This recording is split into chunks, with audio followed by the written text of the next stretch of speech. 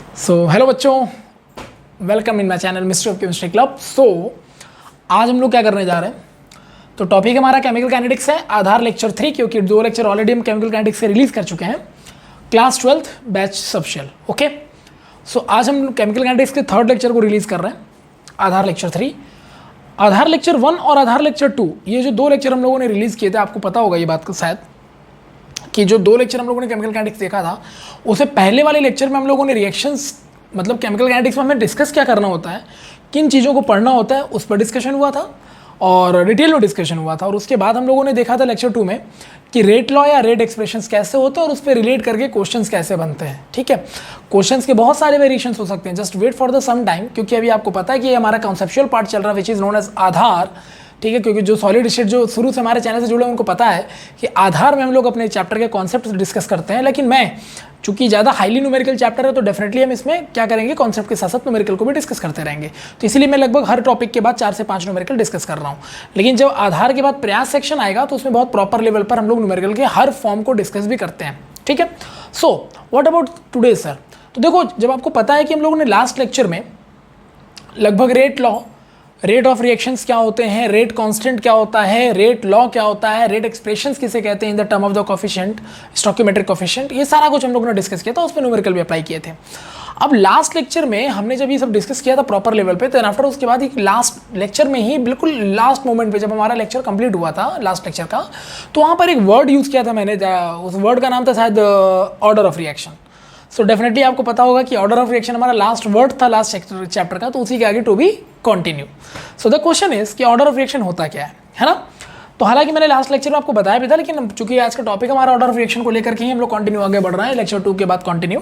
तो order of reactions क्या होता है, तो आज का जो टॉपिक है मेन हमारा है ऑर्डर ऑफ रिएक्शंस को लेकर। ठीक है, तो the question is order of reaction है क्या सर, है ना। तो मैंने आपको शायद बताया भी था order of reaction, even that मैंने आपको रेट कांस्टेंट का यूनिट भी निकाल दिया था, परमानेंट, करेक्ट।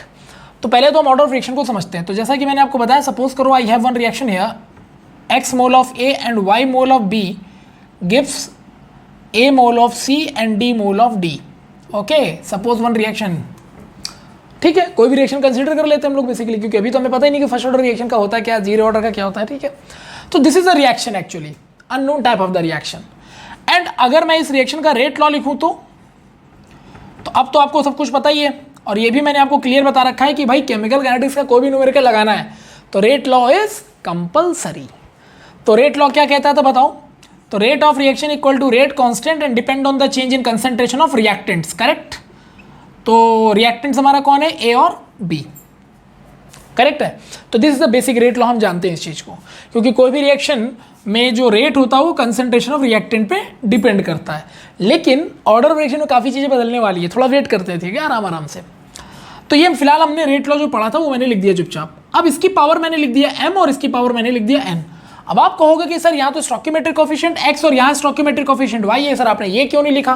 तो ये भी लास्ट लेक्चर में आपको डिटेल में बताया था मैंने कि जो स्टोइकियोमेट्रिक कोफिशिएंट यहाँ पर x और y के हैं, वो x और y m और n के बराबर हो भी सकते हैं और नहीं भी हो सकते हैं।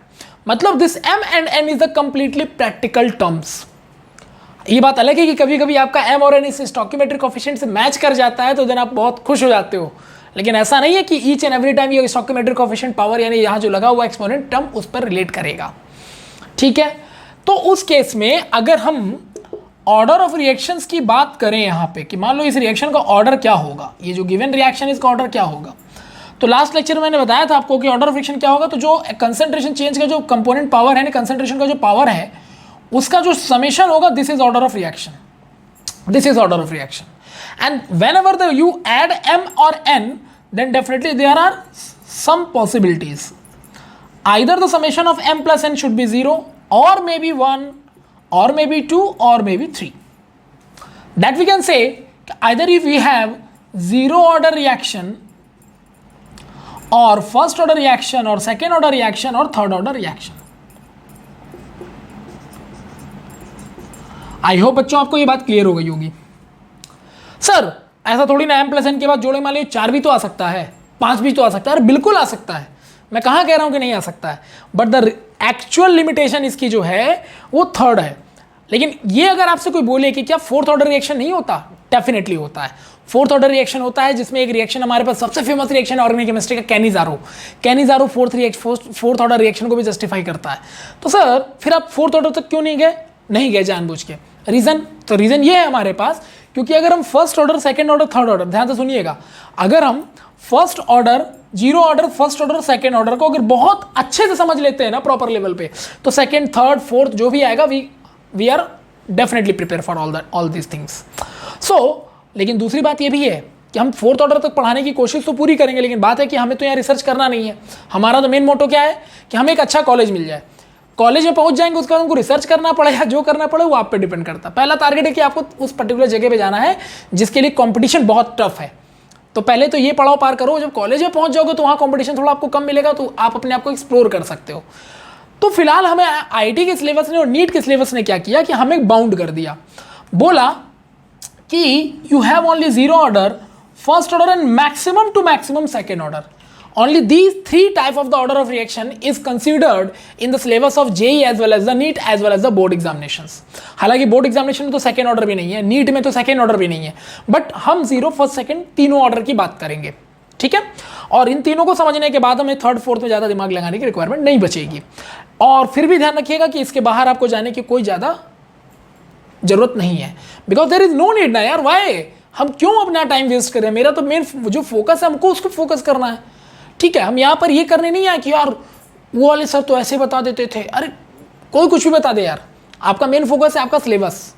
क्योंकि देखो मैक्सिमम क्या होता है कि आपके इसके जो बच्चे होते हैं उनमें एक चीज़ बहुत ज़्यादा आती है, क्योंकि 8-9 साल का मेरा भी एक्सपीरियंस है इस फील्ड में, तो ये जरूर आती है कि सर ये भी तो होता है सर, अरे सर ये भी तो मैंने सुना है। सर आपने सुना बहुत कुछ होगा, no doubt, but remember that आपको अपना एक क्राइटेरिया क्रिएट करना है जिसके अंदर ही रह के आपको सेलेक्ट होना है, और आपका मेन फोकस होना चाहिए सिलेक्शन, ना कि अपने आप को किसी को बड़ा या किसी को छोटा दिखाना, ठीक है। ध्यान रखिएगा, ये बहुत मतलब गलत चीज़ होती है एक्चुअली इस पर्टिकुलर एज में।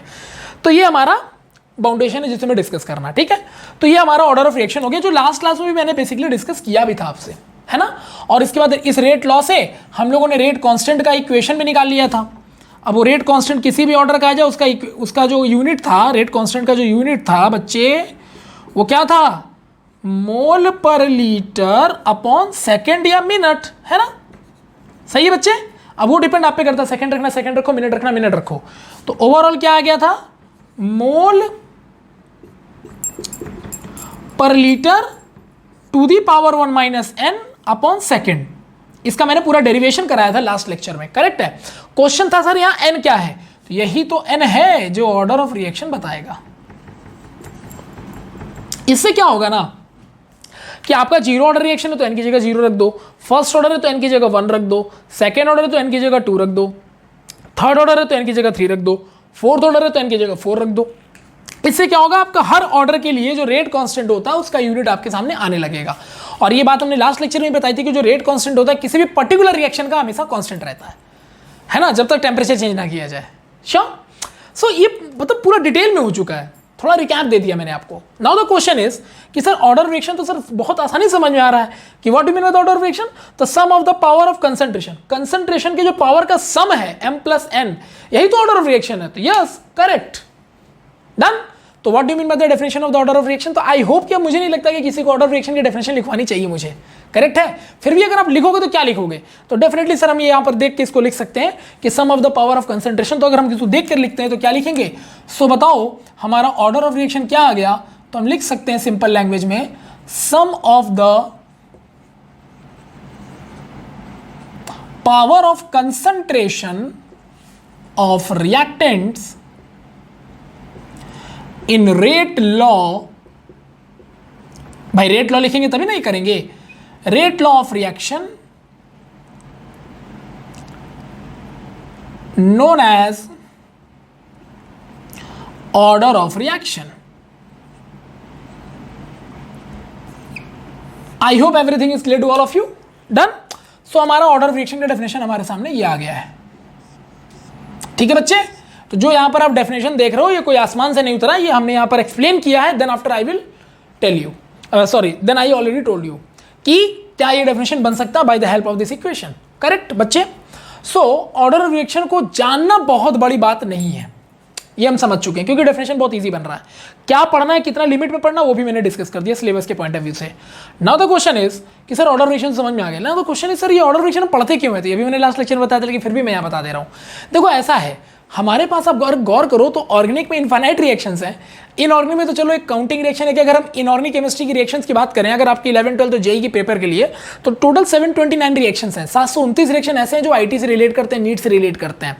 तो इतने सारे रिएक्शन इनऑर्गेनिक के प्लस ऑर्गेनिक के इतने सारे रिएक्शंस हैं, तो डेफिनेटली हर रिएक्शन की एक कैटेगरी होनी चाहिए।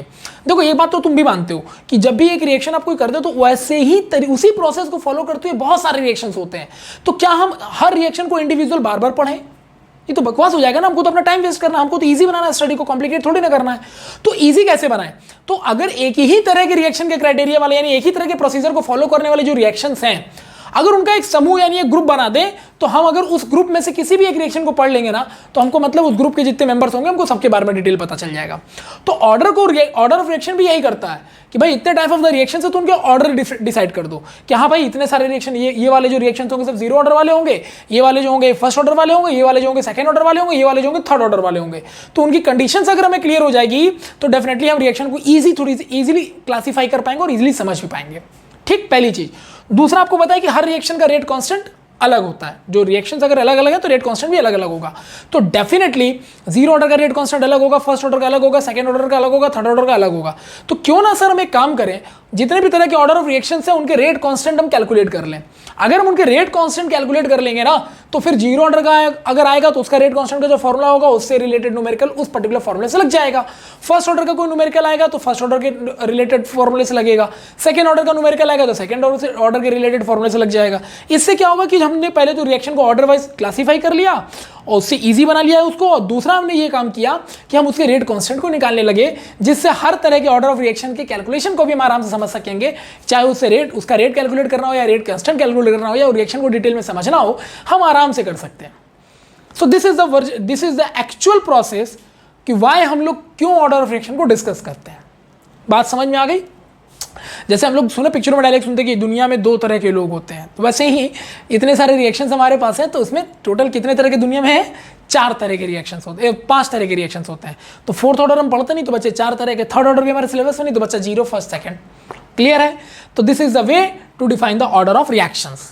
ठीक है, लेकिन ऑर्डर ऑफ रिएक्शन में बहुत सारी चीजें हैं जो अभी हम आगे डिस्कस करने वाले हैं, लेकिन फिलहाल हमारा मेन मोटो क्या है कि हम भैया यहाँ से स्टार्ट करें। तो ऑर्डर ऑफ रिएक्शन क्या होता है, आई होप सभी को समझ में आ गया होगा।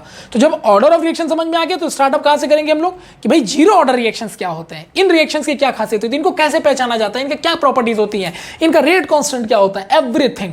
अगर हम एक बार 0 ऑर्डर के बारे में सब कुछ जान गए तो 0 ऑर्डर रिएक्शन को फॉलो करने वाले जो भी रिएक्शंस होंगे हम आराम से बता देंगे कि उनका क्या क्या कैरेक्टर या नेचर होगा। ठीक है, तो let's start with the 0 order reaction. So अगर हम 0 ऑर्डर रिएक्शंस की बात करें, ठीक है, बहुत ध्यान से समझिएगा। अगर if I want to know about the 0 order reaction then how can we discuss it. तो देखो भाई ऐसा है, 0 ऑर्डर रिएक्शन की अगर हम बात करते हैं, ठीक है, if I want to know about the 0 order reaction then, तो पहले तो भैया हेडिंग डाल लेते हैं नहीं कि हम पढ़ने वाले क्या है, 0 ऑर्डर रिएक्शन। ओके सर, पहला क्वेश्चन, सर 0 ऑर्डर रिएक्शन, तो आपने तो डेफिनेशन लिखवाया कि sum of the power of concentration जो होगा वही ऑर्डर ऑफ रिएक्शन होगा। तो 0 ऑर्डर का मतलब कि sum of the power of concentration of reactant कितना आएगा, 0 आएगा। करेक्ट? तो यानी कि अगर हम समझें तो m प्लस n की वैल्यू क्या आ जाएगी बताओ, 0। All of you know that what is m और n, जो आपने रिएक्टेंट के कंसंट्रेशन के पावर को माना था, जिसका स्टोइकियोमेट्रिक कोएफिशिएंट से कोई लेना देना नहीं है। कभी कभी लेना देना होता भी है, ऐसा नहीं है कि बिल्कुल ही नहीं है। कभी कभी स्टोइकियोमेट्रिक कोएफिशिएंट उसके sum of the power of concentration के बराबर ही आ जाता है, बट हम उस पर भरोसा नहीं कर सकते। जो आदमी कभी कभी सच होता हो उस पर भरोसा नहीं किया जा सकता। तो इसीलिए m और n पावर मैंने माना था, और अभी थोड़ी देर पहले आपको बताया कि sum of the power of concentration जो होता है वही ऑर्डर ऑफ रिएक्शन होता है। तो 0 ऑर्डर होने के लिए sum of the power of concentration 0 होना चाहिए। तो अगर मैं मानूं, ठीक है, इसलिए लेट कर लेते हैं, ठीक है, लेट कर लेते हैं कि I have one reaction here, A gives B। Suppose I have a reaction A gives B, I don't know about that reaction, but consider कर लिया इसको मैंने कि ये कोई रिएक्शन है। ठीक है, चूंकि हमें पता है कि हम 0 ऑर्डर रिएक्शन की बात कर रहे हैं, तो ऑब्वियसली इसको हमको कौन सा ऑर्डर मानना पड़ेगा, 0 ऑर्डर। तो मान लेते हैं कि रिएक्शन ये 0 ऑर्डर का है, कंसीडर कर लिया कि रिएक्शन 0 ऑर्डर का है। करेक्ट। अब अगर मैं लिखूं अकॉर्डिंग टू रेट लॉ, अगर हम रेट लॉ को फॉलो करते हैं, तो करना ही है यार केमिकल काइनेटिक्स का, तो मतलब समझ लो आप ऐसे ऐसे बिल्कुल ग्रंथ है ये, एक ऐसा लाइन है एक रेट लॉ जिसको लिखना जरूरी है, क्योंकि इससे आपके आधे न्यूमेरिकल सॉल्व होते हैं, आधे से ज्यादा। तो रेट लॉ क्या हो गया sir, rate equal to rate constant k in depend on the concentration of A to the power n. I don't know about that n, क्योंकि यहाँ तो स्टोइकियोमेट्रिक कोएफिशिएंट 1 है बच्चे, लेकिन फिर भी मैंने एन लिखा। तो मैंने क्या बोला था कि जो कंसंट्रेशन की पावर एन है रेट लॉ में, या जो भी मानना है मान लो एक्स वाई जेड, जो तुम्हारा मन करे मान लो, जो तुम्हें लेटर अच्छा लगता हो वो मान लो, वो कभी स्टोइकियोमेट्रिक कोएफिशिएंट पे डिपेंड कर भी सकता है और नहीं भी कर सकता है। ओके, सो इसीलिए हम अपनी तरफ से कंसीडर कर लेते हैं। कर लिए। अब द क्वेश्चन इज कि आपने बोला है कि अगर ये जीरो ऑर्डर रिएक्शन है तो ये जो n है बच्चे, कंसंट्रेशन की पावर जो होता है उसका सम क्या होता है, जीरो। तो यहां तो अगर एक ही रिएक्टेंट लिया तो यहाँ कंसंट्रेशन का पावर ही हो जाना चाहिए ऑर्डर ऑफ रिएक्शन, क्योंकि सम तो तब होगा ना जब एक रिएक्टेंट और लेंगे और उसका पावर m मान लेंगे तो m प्लस n जीरो हो जाएगा। तो अगर एक ही रिएक्टेंट है तो उसका भी पावर जीरो होना चाहिए, करेक्ट है। तो डेफिनेटली यहां पर n शुड बी जीरो। किस लिए, फॉर जीरो ऑर्डर, क्योंकि ऑटोमेटिकली आपने पहले ही रिएक्शन को क्या कंसीडर कर रखा है, जीरो ऑर्डर। करेक्ट है बच्चे। तो दो रिएक्टेंट होता तो तब भी m और n का सम जीरो हो जाता, और एक है तो भी उसका जीरो ही होना है। तो ये होना चाहिए sir. Now the question is, ये तो हमने बना लिया बच्चे, क्लियर है, पक्का, ठीक है। अब एक सिंपल सी बात बताना मुझे, जो रिएक्शंस आपने कैरी किया है ए गिव्स बी, एक बात बताओ बच्चे, जब टाइम जीरो होगा तो उस समय इसका इनिशियल कंसंट्रेशन ही तो लोगे, है ना भाई। इनिशियल कंसंट्रेशन का मतलब क्या है कि आपने ए जो रिएक्टेंट लिया वो कितना लिया है, लेकिन उस समय आपको रिएक्शन से मतलब नहीं है, क्योंकि रिएक्शन प्रोसीड ही नहीं कर रहा है। क्यों, क्योंकि टाइम जीरो है, मतलब रिएक्शन स्टार्ट ही नहीं हुआ है। तो आप रिएक्शन शुरू करने वाले हो, लेकिन उसके पहले आप कुछ मान लिया ए, है ना। हम लोग भी IIT और नीट की तैयारी जब करते हैं तो बुकें खरीद लेते हैं खूब सारी कि हाँ भाई अब बनेगा IITN और डॉक्टर, तो बुकें हमने खरीद ली, मतलब that is initial concentration, time zero. हमारा नया नया एडमिशन हुआ 11th में या 12th में, और हमने IIT और मेडिकल की तैयारी करनी शुरू की है अभी, और हमने उस समय बुक्स खरीद ली हैं। तो इनिशियल कंसंट्रेशन मेरा जीरो है, इनिशियल कंसंट्रेशन मेरा समथिंग है, ए माना है मैंने, लेकिन टाइम जीरो है क्योंकि रिएक्शन प्रोसीड नहीं कर रहा, हमने पढ़ना शुरू नहीं किया है, तो प्रोडक्ट जीरो। डन बच्चे। बट अगर मैंने कुछ समय के लिए वेट किया, मान लो t equal to x second के लिए मैंने वेट किया, मैंने x सेकेंड तक वेट किया, देखते हैं क्या होता है। x सेकंड मान लो मैंने 1 महीना वेट किया, देखते तुम IIT की तैयारी मेडिकल की तैयारी कैसे करते हो, तो कुछ समय तो लगेगा तुम्हें करने में, तो हमने कुछ समय तुमको दिया। तो जब कुछ समय मैंने दिया तो डेफिनेटली उस समय क्या हो जाएगा, फाइनल कंसंट्रेशन, कि x सेकंड के बाद कंसंट्रेशन में क्या चेंज आएगा। तो बच्चे एक बात तो तय है कि अगर रिएक्शन को तुमने कुछ समय दिया है तो रिएक्शन प्रोसीड कर रहा होगा, तो डेफिनेटली वहां कुछ ना कुछ प्रोडक्ट तो आएगा। तो यहां पर कितना बचेगा बच्चे, a माइनस एक्स। ठीक है बच्चे, सो ये तो क्लियर हो गया सभी को। तो सर इसका रेट लॉ जो हमने लिखा है, सर उसका रेट लॉ तो ये लिखा हुआ है, हमने कहा बिल्कुल करेक्ट लिखा हुआ है। तो सर आप रेट लॉ में ये भी तो लिख सकते थे, ये सर ए क्या होता है, तो हमने बोला बच्चे ये change in concentration of reactant है। सर ये जो कंसंट्रेशन यहाँ ए का लेना है मुझे, सर वो ये वाला ले कि ये वाला ले, तो ये वाला तो गलती से ही मत ले लेना, क्योंकि इनिशियल ले रहे हो बच्चे, उस समय रिएक्शन ही कहाँ हो रहा है। अब तुम जब रिएक्शन नहीं होगा तो रिएक्शन का रेट कहाँ से निकलेगा, तो ये बेवकूफ़ी मत करना। हम लोग जब भी लेते हैं यहाँ पर जो रिएक्शन कंसंट्रेशन लेते हैं वो कौन सा लेते हैं, चेंज वाला लेते हैं, क्योंकि जब तक चेंज होगा नहीं रिएक्शन कैसे होगा, जब तक चेंज नहीं होगा रिएक्शन नहीं होगा तो रेट ऑफ रिएक्शन कैसे निकलेगा। तो ये गलती बिल्कुल मत करना बच्चे, बिल्कुल मत करना। मतलब ऐसी गलती करने का मतलब समझ रहे हो तुम, पढ़ाई छोड़ दो, इससे अच्छा मत पढ़ाई करो, ठीक है। सो यहाँ पर ए जो है कौन सा लेंगे, चेंज वाला। तो चेंज वाला कौन है, a माइनस एक्स, तो मैंने ले लिया टू दी पावर बच्चे n। बट n जीरो है for the zero order sir, तो n अगर जीरो है बच्चे तो यहाँ n की जगह जीरो कर दूं, कर दिया।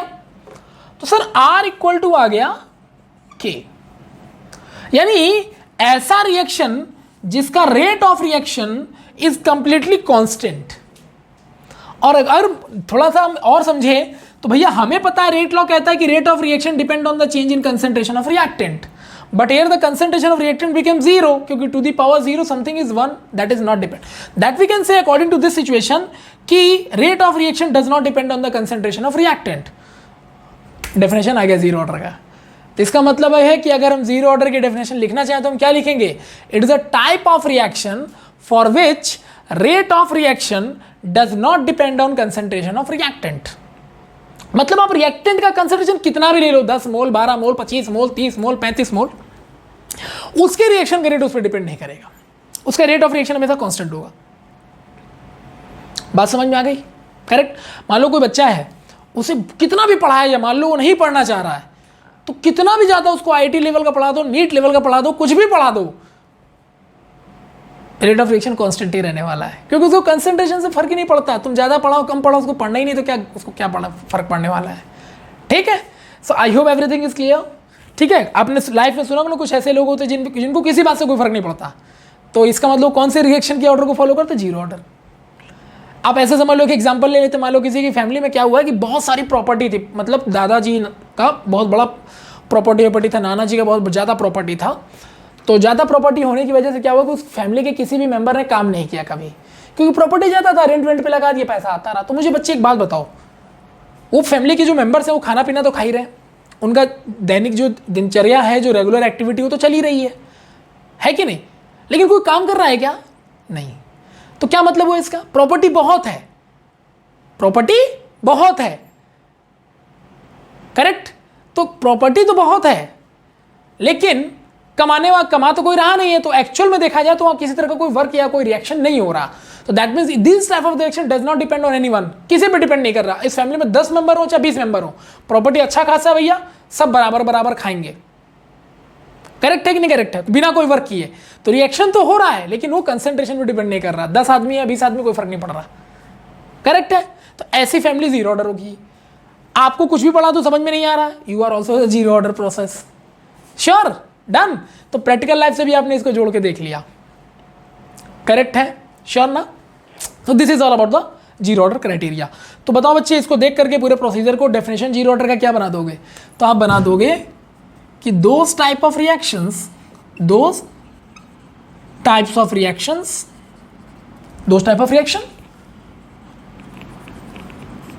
for which rate of reaction does not depend on concentration of reactants. Simple. वहाँ एक रिएक्टेंट ले आओ, 10 ले आओ, 12 ले आओ, 14 ले आओ, 100 ले आओ, 150 ले आओ, उसका कंसेंट्रेशन 1 गुना कर दो, 2 टाइम्स कर दो, 3 टाइम्स कर दो, 4 टाइम्स कर दो, 8 गुना कर दो, 10 गुना कर दो, 12 गुना कर दो, कोई फर्क नहीं पड़ेगा। उसका रिएक्शन का जो रेट होगा वो कांस्टेंट ही बना रहेगा। ऐसे रिएक्शंस होते हैं जीरो ऑर्डर। ठीक है? और प्रैक्टिकल लाइफ में बता दिया कि आप कोई भी ऐसा बंदा जिसको कुछ भी बोल दो, कुछ भी कर दो, उसको नहीं फर्क पड़ रहा है, जीरो ऑर्डर। करेक्ट? समझ में आ रहा है? Everything is clear to all of you? Thank you. The question is, अब इसी इक्वेशन से देखो हम कुछ नया करने वाले हैं। ठीक है?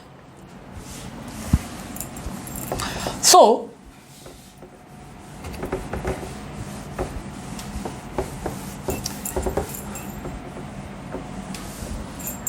I have rate of reaction equal to constant for the zero order. Done? But sir rate तो हमने कुछ पढ़ा था। क्या हम लोग कौन सा रेट पढ़ते हैं बताओ बच्चे?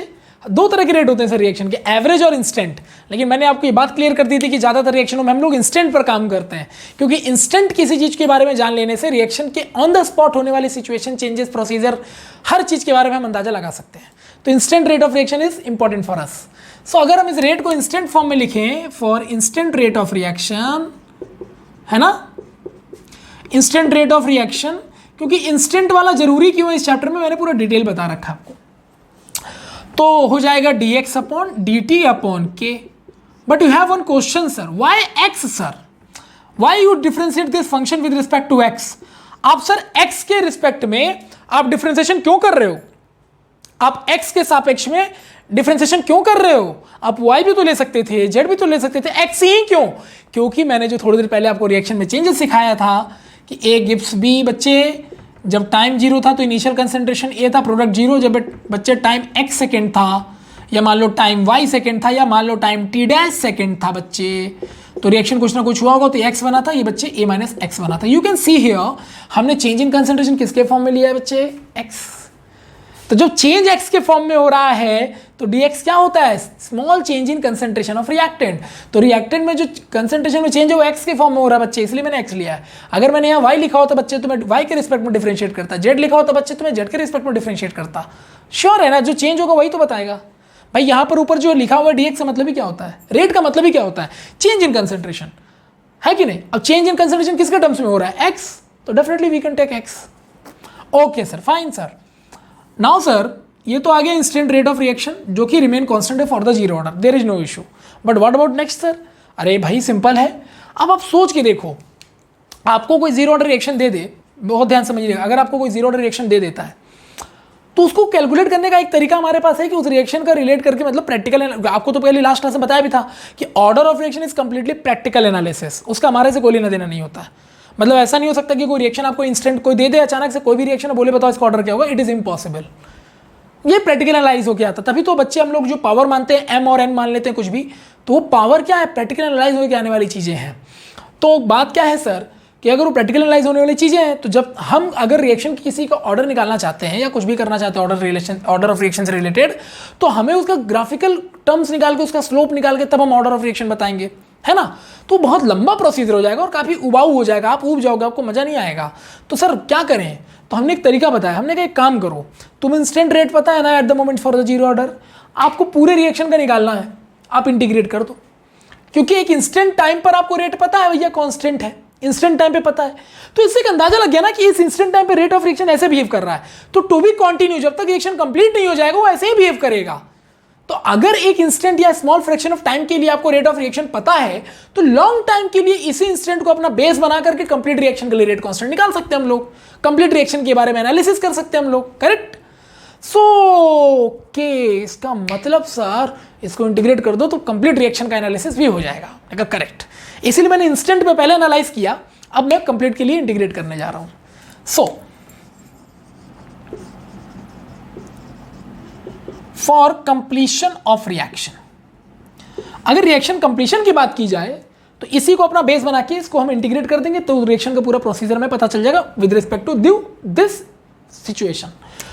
तो बच्चे आ जाएगा dx upon dt equal to k। तो कंप्लीशन के लिए बच्चे इंटीग्रेट करते हैं, तो सबको पता होगा, है ना। स्मॉल चेंजेस के लिए डिफरेंशिएशन एंड लार्ज कैलकुलेशंस के लिए इंटीग्रेशन। ओके बच्चे, और यू नो दैट कि जब हम large amount of the calculation करते हैं ना, तो कहीं ना कहीं उसमें एरर के चांसेस भी बढ़ जाते हैं, और जब एरर के चांसेस बढ़ जाते हैं बच्चे, तो वहां पर एक ऐसे कांस्टेंट को यूज करना पड़ता है जो उस एरर को एब्जॉर्व कर ले, जिससे हमारा इक्वेशन एक प्योर फॉर्म में जस्टिफाइड हो, ठीक है।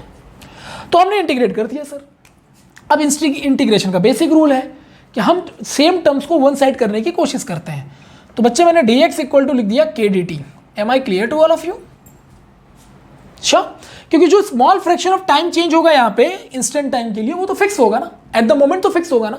तो जो चेंज इन टाइम इंटरवल है that will be the fix. हाँ, लॉन्ग टर्म्स के लिए ये क्या करेगा, चेंज करेगा, ठीक है। तो इसीलिए हम इसका डिफरेंशिएशन टर्म वहां ले रहे हैं। बच्चे बताओ dx का इंटीग्रेशन क्या होता है सर, x होता है। बच्चे रेट कांस्टेंट, तो सर किसी भी रिएक्शन का एक पर्टिकुलर किसी भी टाइप ऑफ द रिएक्शन का रेट कांस्टेंट फिक्स होता है, जैसे जीरो ऑर्डर का रेट कांस्टेंट फिक्स है ना, किसी एक रिएक्शन के लिए। तो ये रिएक्शन मैंने माना हुआ है ना, तो इसके लिए तो रेट कांस्टेंट फिक्स होगा सर। तो ये तो कांस्टेंट हो गया सर, तो इसका इंटीग्रेशन का सवाल ही नहीं पैदा होता, क्योंकि ये कांस्टेंट चीज है, उसको कितना भी लंबा कैलकुलेट करो रहेगा तो वही ना यार। तो k, और बच्चे dt का इंटीग्रेशन तो t, और एक कांस्टेंट c। बच्चे ये जो c आया ये क्या है, यही है सर इंटीग्रेशन कांस्टेंट, करेक्ट बच्चे। और अगर कोई पूछे कि इंटीग्रेशन कांस्टेंट यहाँ क्यों आया, तो definitely you are going to calculate the large और ह्यूज वॉल्यूम कैलकुलेशन। तो जब बहुत बड़े लेवल पे कैलकुलेशन होता है तो एरर के चांसेस भी उतने ही ज़्यादा होते हैं, करेक्ट। तो उसी कॉन्स्टेंट जो एरर आया है उसी को एब्जॉर्ब करने के लिए इसका यूज किया जाता है। Okay sir, so now we have this equation for the complete calculation of the zero order reaction. Okay, then what about next sir, very easy. You know that this is the equation, but the issue is that कि जो constant, ये जो integration constant आया है, ये जब तक equation में अवेलेबल रहेगा ये एरर को जस्टिफाई करेगा, क्योंकि इसने एरर को क्या कर रखा है, एब्जॉर्व कर रखा है। भाई ह्यूज कैलकुलेशन हुआ तो एरर है, तो एरर को एब्जॉर्व करने के लिए सी लगा दिया है। तो जब तक ये इक्वेशन में रहेगा तब तक हमारा इक्वेशन एरर फ्री नहीं हो सकता। तो हमको तो एक्यूरेसी चाहिए, तो हम इसको क्या करेंगे, हटाने की कोशिश करेंगे। तो इस इंटीग्रेशन कांस्टेंट को हटाएं कैसे, तो एक इंटीग्रेशन कांस्टेंट को हटाने का एक ही तरीका है कि आप इसको एक आइडियल सिचुएशन पे ले जाइए, और वो आइडियल सिचुएशन हमारे इक्वेशन में दिखाई दे रहा है कि जब टाइम जीरो था x जीरो था, यू कैन सी भाई जब टाइम जीरो था तो रिएक्शन ही नहीं हुआ तो प्रोडक्ट कहां से बन जाएगा, तो x तो जीरो ही होगा। यस सर, तो this is ideal situation for the reaction. अगर हम ये अप्लाई कर दें इस इक्वेशन पे, सो फ्रॉम इक्वेशन 4 तो मैंने कर दिया बच्चे अप्लाई 4 पे, तो x जीरो हो गया बच्चे, k टाइम भी जीरो हो गया बच्चे, c तो इंटीग्रेशन कांस्टेंट जीरो। ओह अगर इंटीग्रेशन कांस्टेंट जीरो इसका मतलब देयर इज नो एरर। और वैसे भी एक बात बताओ यार, इसमें एरर कहां से आएगा, रेट ऑफ रिएक्शन तो कांस्टेंट है सर, तो काहे का एरर, प्रूफ भी हो रहा है। ठीक है बच्चे, तो अब ये c की वैल्यू जीरो बेटा इक्वेशन 4 पे प्रूफ कर दो। तो c की वैल्यू जीरो को इक्वेशन 4 पे प्रूफ कर दिया, तो देखो बताओ, क्योंकि आपने प्रूफ किया निकाला था KTC ना, अब c की वैल्यू जीरो यहाँ पुट कर दो, तो x इक्वल टू बच्चे आ गया KT। So you know that rate constant आ गया बच्चे x/t। This is the rate constant for all the type of the zero order reaction. I hope everything is clear. तो अब आज के बाद दुनिया में कोई भी जीरो ऑर्डर का रिएक्शन होगा वो उसका रेट कांस्टेंट ये होगा, करेक्ट है। और ये क्लियर बता रहा है कि भैया अगर कोई एक रिएक्शन है तो उसमें जो एक पर्टिकुलर रिएक्शन का तो जो x है, यानी x क्या है बताओ, चेंज इन कंसंट्रेशन बच्चे, तो जो पर्टिकुलर रिएक्शन का चेंज इन कंसंट्रेशन होगा वो तो फिक्स होगा ना। तो कंसंट्रेशन अगर मान लो किसी एक पर्टिकुलर सिचुएशन फिक्स है तो रेट कांस्टेंट भी फिक्स होगा, कंसंट्रेशन चेंज करोगे तो रेट कांस्टेंट भी चेंज हो जाएगा। सिंपल है, यहाँ पे क्लियर है, यहां तक क्लियर है, श्योर हो। तो रेट कांस्टेंट कंसंट्रेशन पे इसके डिपेंड कर रहा है, but actually rate is not depend on the concentration because rate of reaction is remain constant. Okay, so everything जो भी है सब कुछ रिएक्शन बता ही रहा है, तो मुझे बताने की कोई रिक्वायरमेंट नहीं है। I hope this is clear. अब कई लोग कहेंगे सर हमारे एनसीईआरटी में तो ऐसे नहीं दिया है, हमारे एनसीईआरटी में तो कुछ और दिया है, ऐसा नहीं लिखा है सर, कुछ और तरीके से लिखा है। अरे कोई बात नहीं है, कैसे भी लिखा हो तरीका एक ही है, सोचने का कॉन्सेप्ट एक ही है। कैसे, आई कैन प्रूव इट। पहले बताओ ये क्लियर है सभी को? Okay, thank you. So then we can move further. तो जीरो ऑर्डर का रेट कांस्टेंट अब आ गया, यानी कि अब आज के बाद जीरो ऑर्डर का दुनिया का कोई भी रिएक्शन हमारे पास आएगा और उसका रेट कांस्टेंट कैलकुलेट करने के लिए बोलेगा, बिकॉज वी नो दैट कि हर अलग अलग रिएक्शन का रेट कांस्टेंट अलग अलग होता है। तो जीरो ऑर्डर के कितने भी टाइप के रिएक्शंस क्यों ना आ जाएं, उसके रेट कांस्टेंट का फॉर्मूला तो फिक्स है ना भाई, है कि नहीं? करेक्ट है। अब वहाँ कंसंट्रेशन और टाइम क्या है उसके अकॉर्डिंग रेट कांस्टेंट की वैल्यू बदल जाएगी। तो इसलिए अब हमारे पास rate constant for zero order कितना आ गया बच्चे, x/t। तो ये मैंने जो यहाँ पर बच्चे ये लिखा है ना, ये इसका मतलब जीरो ऑर्डर हो गया, करेक्ट। आप कहोगे सर एनसीईआरटी में ऐसे नहीं लिखा है सर, एनसीईआरटी में किसी और तरीके से लिखा है। अरे हम लिख के दिखाते हैं तुम्हें, बताओ बच्चे, क्या हम इसको ऐसे लिख सकते हैं क्या? ये जो x लिखा बच्चे ध्यान से, क्या ये जो x लिखा बच्चे इसको हम ऐसे लिख सकते हैं क्या? a माइनस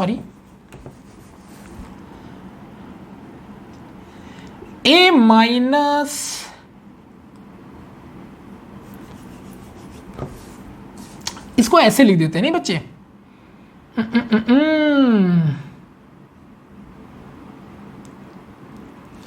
a माइनस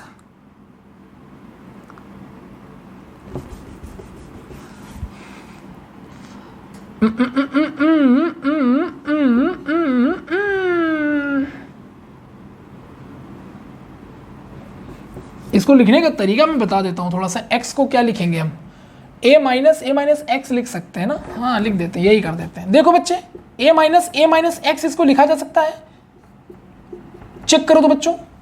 हाँ सर कैसे? अरे माइनस के अंदर मल्टीप्लाई करेंगे तो माइनस का a और प्लस के कैंसिल, माइनस माइनस x आ गया। देखो नहीं सर एनसीईआरटी में तो ऐसे भी नहीं लिखा है। कोई बात नहीं बच्चे, वेट करो, तुमको लगेगा अलग अलग सब बराबर है। बताओ बच्चे ए क्या था? सर ए तो आपने इनिशियल कंसंट्रेशन लिया था ना, हमने कहा यस। और ये a माइनस एक्स क्या बच्चे? After reaction change in concentration, change in concentration. ठीक है बच्चे। तो सर एनसीईआरटी ने क्या किया, कई किताब ऐसी करती है, उन्होंने इनिशियल कंसंट्रेशन को बच्चे मान लिया a0 और चेंज इन कंसंट्रेशन को बच्चे मान लिया a। क्या प्रॉब्लम है? तो अगर ऐसा मान लिया सर तो हमारा rate constant for zero order आ जाएगा a0 माइनस a/t। आई होप कि ये एनसीईआरटी में आपके लिखा है, और होप क्या, that is it is confirm actually. So this is the way to define the reaction. Either you can write down like this way, or by this way, or by this way. You can do all the same type of the process for the numerical solution. ठीक है, मतलब कुछ भी दिया जाए, चाहे तुम ये फॉर्मूला लिखो बच्चे, चाहे ये लिखो, चाहे ये लिखो, हर तरफ एक ही जैसा सोल्यूशन होने वाला है, एक ही तरह का प्रोसीजर होने वाला है। ठीक है, फर्क है कि ये जो x वाला ये वाला इक्वेशन, इसमें क्या है कि डायरेक्ट जो चेंज इन कंसंट्रेशन अगर वो दिया होगा तो वैल्यू पुट करके रख दोगे, है ना, जो भी प्रोडक्ट में x की वैल्यू चेंज हो रही है, जो प्रोडक्ट फॉर्म हो रहा है। अगर इनिशियल फाइनल दोनों दे रहा है अलग अलग, तब फिर आपको ये अप्लाई करना पड़ेगा, करेक्ट है। लेकिन आप कोई एक चीज मान के चलो, या तो ये मान के चलो या तो ये मान के चलो, क्योंकि दोनों चीजें तो है यही ना। आप कोई एक चीज ले लो, ज्यादातर बुक्स में आपको ऐसा दिखता है तो आप ये ले लो, वो आप पे डिपेंड करता है, वो आप देख भी रहो अपनी आंखों से। क्लियर बच्चे? This is a rate constant for the zero order reaction. Now the question, sir ये जो रेट कांस्टेंट आया है तो सर ये कंसंट्रेशन या टाइम से तो डेफिनेटली इसका यूनिट भी होगा। तो बच्चे यूनिट के लिए मेरे को अलग से परेशान तो नहीं करना पड़ेगा ना आपको।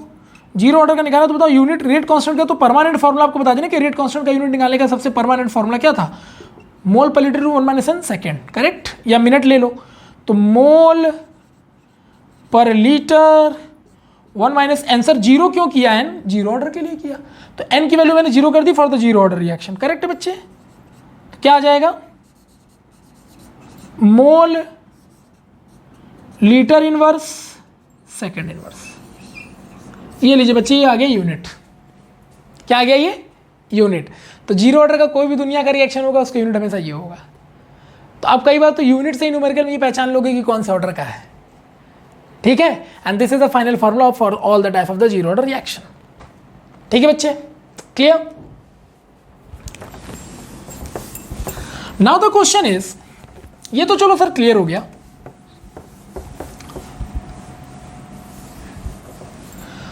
लो सर, जीरो ऑर्डर रिएक्शन होता क्या है, समझ में आ गया कि भैया जिस पे कंसंट्रेशन ऑफ रिएक्टेंट का कोई फर्क नहीं पड़ता, कितना बढ़ा लो कितना घटा लो, उसका रिएक्शन का रेट हमेशा कांस्टेंट होगा, सही है ना। तो अगर मैं बोलूं कि now we have the rate constant zero order for A not minus A by t, ठीक है ना बच्चे। अब मान लो किसी ने बोला कि भैया ये ग्राफ बना दो यार थोड़ा सा, है ना, थोड़ा सा ये ग्राफ बना दो, किस पर, ए विद टाइम। बताओ बच्चे ए क्या है, तो चेंज इन कंसंट्रेशन। तो जो चेंज इन कंसंट्रेशन है उसका टाइम के साथ क्या ग्राफ होगा फॉर जीरो ऑर्डर, है ना। तो भैया ग्राफ केमिकल काइनेटिक्स से बहुत आसान है, क्योंकि ग्राफ बनाने के लिए हमें क्या चाहिए होता है, डाटा। अब तुमने जीरो ऑर्डर रिएक्शन के लिए पूछा है कि भैया टाइम और चेंज इन कंसंट्रेशन ए पे ग्राफ बना दो जीरो ऑर्डर के लिए, तो हम जानते हैं कि भैया मेरे पास इक्वेशन है तो हम इसी की मदद लेंगे। बताओ बच्चे वाई एक्सिस पे कौन है, चेंज इन कंसंट्रेशन ए, यानी ये वाई एक्सिस पर है, और टाइम बच्चे किस पर है, एक्स एक्सिस पे। तो इसको वाई और एक्स में चेंज कर लो। कैसे करेंगे, तो k not t equal to A not minus A, इधर इधर ले आए तो change in concentration of A equal to A not minus rate constant of zero order with t. बन गया बच्चे। ये ए कौन से एक्सेस पर है, वाई एक्सेस पर, यू कैन सी हियर, ये वाई एक्सेस है बच्चे और ये एक्स एक्सेस है, तो वाई पर है, ठीक है बच्चे। ये टाइम कौन से है, एक्स एक्सेस पर है बच्चे, तो ये हो गया एम एक्स प्लस सी। और ग्राफ स्ट्रेट लाइन ही होने वाला है। The simple reason is that कि आपने इंटीग्रेट करके इक्वेशन को सॉल्व किया है ना, और आपने ये माना है कि वो जो इंस्टेंट रेट पे जो rate of reaction, instant time पे जो रेट ऑफ रिएक्शन था वही प्रोसीजर लॉन्ग टाइम तक फॉलो होगा, तभी तो आपने इंटीग्रेट करके उस रिएक्शन को निकाला। तो इसका मतलब कि आप मानते हो कि जो भी चेंजेस होंगे अब इंस्टेंट टाइम में जैसा चेंज हो रहा होगा वही चेंजेस थ्रू आउट हो रहा होगा। तो ग्राफ कर्व यहाँ पर होना बहुत रेयर होता है, ठीक है, स्ट्रेट लाइन ही रहेगा मैक्सिमम टाइम। तो अब स्ट्रेट लाइन रहना है, जो मुझे आइडिया ही लग गया कि स्ट्रेट लाइन रहना है, तो स्लोप वाला इक्वेशन पता है, straight line equation y equal to m x plus c, इसी से सारा ग्राफ बन जाता है, क्योंकि इससे में स्लोप मिल जाता है। तो बच्चे इसको कंपेयर करो तो एग्जैक्टली वही है ना, y पे एक्सेस पे a है, x एक्सेस पे t था, तो कंपेयर हो गया। तो बच्चे बताओ यहाँ पे स्लोप कितना आ जाएगा, तो बच्चे स्लोप आ रहा है माइनस का k, यानी कि जो जीरो ऑर्डर का रेट कांस्टेंट होगा वैल्यू उसी वही उसका स्लोप होगा। लेकिन बच्चे स्लोप नेगेटिव है तो ग्राफ तो डाउनवर्ड आएगा। और ये c क्या है, a नॉट है, मतलब c का मतलब होता है ऑरिजिन पॉइंट से डिस्टेंस, और ये जो c जो है ऑरिजिन पॉइंट से डिस्टेंस, यहाँ कोई चार्ज नहीं तो पॉजिटिव होगा, तो जो ऑरिजिन पॉइंट से डिस्टेंस है बच्चे वो पॉजिटिव है। तो इसका मतलब है सर कि ग्राफ जो है ना कहीं ऑरिजिन पॉइंट से पॉजिटिव की तरफ जाएगा, मतलब ऊपर कहीं से जाएगा, और स्लोप नेगेटिव होने की वजह से सर ये ग्राफ डाउनवर्ड होगा, तो यानी ग्राफ कुछ ऐसा हो जाएगा। चेक करो बच्चे, सही कर रहा हूं मैं, है ना। अब ये स्लोप ही है तो डेफिनेटली इसका स्लोप होगा, और वो स्लोप कितना आ रहा है बच्चे, माइनस का rate constant of zero order. तो आप जीरो ऑर्डर मान लो कोई रिएक्शन आपको दे देता है और उसका रेट कांस्टेंट आपसे कैलकुलेट करा के फिर बोलेगा इसका स्लोप भी बता दो, तो जो रेट कांस्टेंट होगा जीरो ऑर्डर के लिए वही उसका स्लोप भी होगा। डन। श्योर हो? I hope everything is clear to all of you. किसी को कोई डाउट तो नहीं है ना? Everything is clear. लेकिन suppose I want to draw one graph here with the concentration and with the rate. अब सर देखो, जीरो ऑर्डर की इक्वेशन में rate constant, change in concentration और टाइम आता है। तो चूंकि आपने टाइम और चेंज इन कंसंट्रेशन पे ग्राफ बनाया है, तो चेंज इन कंसंट्रेशन और टाइम बदल सकता है अलग अलग रिएक्शंस के लिए, तो डेफिनेटली ये चेंज हो रहा है, इसलिए स्लोप ही जा रहा है, स्ट्रेट लाइन नहीं हो रहा, कांस्टेंट नहीं हो रहा। बट सर रेट और कंसंट्रेशन की बात कर रहे हो, तो अभी थोड़ी देर पहले हमने डिस्कस किया कि जो रेट होता है वो concentration, change in concentration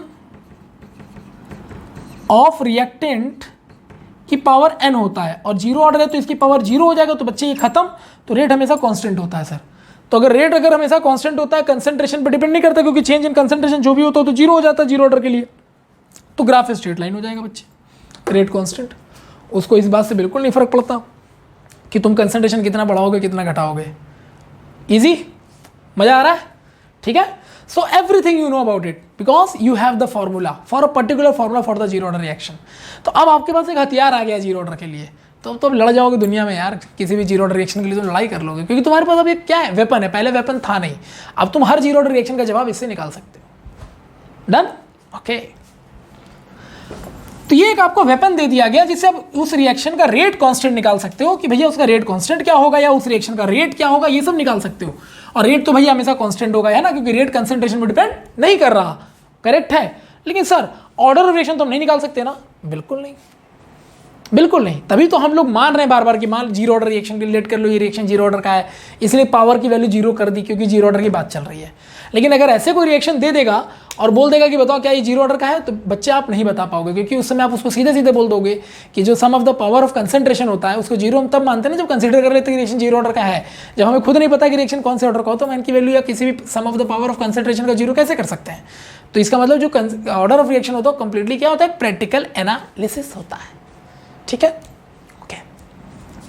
so now the question is, sir examples बताओ कुछ मजेदार जीरो ऑर्डर के, जबरदस्त वाले। देखो बच्चे, एग्जाम्पल मैं इसलिए बता रहा हूँ कि थोड़ा सा आप आइडिया ले सको, नहीं तो मैं बार बार एक ही चीज बोल रहा हूँ कि अगर आपको कोई इंस्टेंट रिएक्शन दे के बोल देता है कि बताओ ये कौन से ऑर्डर का रिएक्शन है, तो इट इज इम्पॉसिबल। वो कभी आपसे पूछेगा नहीं, क्योंकि उसको ही पता है कि ये प्रैक्टिकल असेसमेंट है, इसको हम कभी भी डायरेक्ट किसी से नहीं पूछ सकते। ठीक है, तो भाई कोई बोल दे कि नहीं हमको बताओ, तो बोल दो आओ, फिर कभी आओ हवेली पे। हवेली मतलब समझ गया ना, हमारा लाइब्रेरी, हम लोगों का लेबोरेटरी केमिस्ट्री वालों का। ठीक है, ओके। तो एग्जाम्पल्स, कुछ एग्जाम्पल देख लेते हैं। तो यार मैंने हाइड्रोजन गैस लिया, क्लोरीन गैस लिया, सनलाइट लगा दिया बच्चे, तो देखें कि बना रहा है 2HCl। ठीक है बच्चे,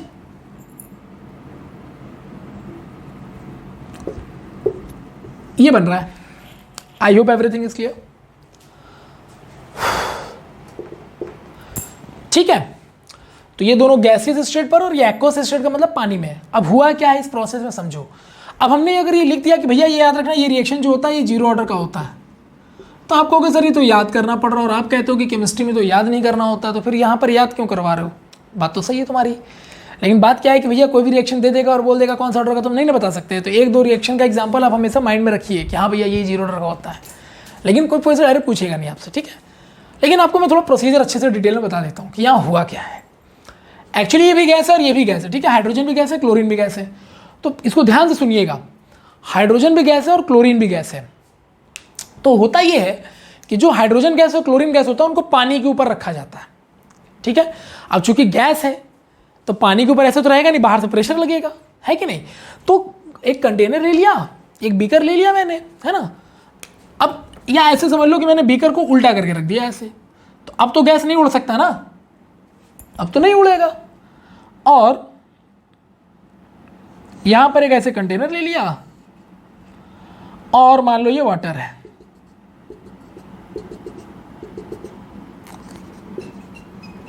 और इस वाटर के ऊपर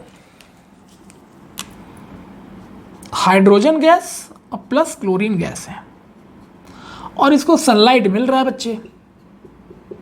तो सनलाइट के प्रेजेंस में H2 गैस और Cl2 गैस जो इस वाटर के, भाई ये गैस का डेंसिटी तो कम होता है ना लिक्विड से, तो गैस हमेशा ऊपर ही की तरफ रहेगा, लेकिन उसको सनलाइट मिला तो ये दोनों रिएक्ट करके HCl बना दिए। अब आपको पता होगा कि HCl थोड़ा भारी होता है, तो जो इससे HCl बनेगा वो HCl यहाँ जाके घुलना शुरू करेगा, H+Cl- में टूट के ये HCl घुलना शुरू कर रहा है।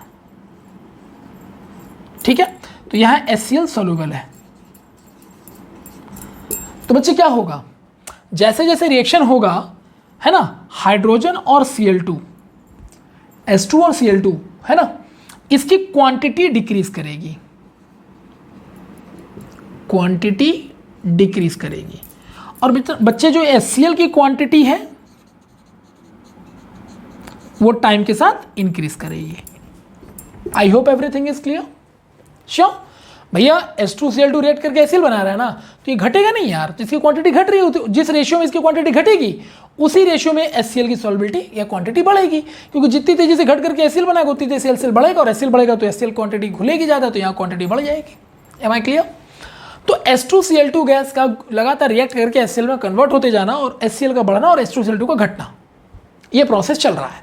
ठीक है, लेकिन तो सर ऐसे तो फिर समझ में आ रहा है कि जो रिएक्शन जो HCl यहाँ पे घुल रहा है, इसका तो मतलब सर ये हुआ ना कि रिएक्शन H2O Cl2 पे डिपेंड कर रहा है, क्योंकि जब ये रिएक्ट करेगा तभी ना ये बनेगा सर, तो इस पर तो डिपेंड कर रहा है। लेकिन एक्चुअली ऐसा हो नहीं रहा। क्यों ऐसा नहीं हुआ मैं आपको बताता हूँ। ऐसा इसलिए हो रहा है, देखो जो HCl जैसे जैसे घुलेगा, है ना, तो HCl जैसे जैसे घुलेगा बच्चे, तो सोल्यूशन का वॉल्यूम क्या होगा, इंक्रीज करेगा। करेगा कि नहीं करेगा बोलो? हाँ सर। और ये जो बच्चे गैस का वॉल्यूम होगा ओवरऑल डिक्रीज करेगा, क्योंकि ये गैस जितना घटेगा उतना ही तो ये सोल्यूशन में वॉल्यूम बढ़ाएगा, क्योंकि HCl घुलता जाएगा तो पानी का लेयर ऊपर बढ़ता चला जाएगा, तो कंटेनर में जो है वाटर का वॉल्यूम बढ़ने लगेगा, क्योंकि HCl घुलेगा तो घुलने पर वो मॉलिक्यूल जगह लेगा, तो भाई वॉल्यूम तो बढ़ेगा ही बढ़ेगा, है ना। सो दिस इज द वे। लेकिन ओवरऑल इस पूरे एक्सपेरिमेंट में एक बात समझ में आती है कि हाइड्रोजन गैस और क्लोरीन गैस, इनका जो वॉल्यूम है, भाई गैस है तो वॉल्यूम ही होगा, वॉल्यूम या कह लो कंसंट्रेशन, जो जितना भी गैस आप ले रहे हो, इसका concentration per unit volume constant बना रहता है।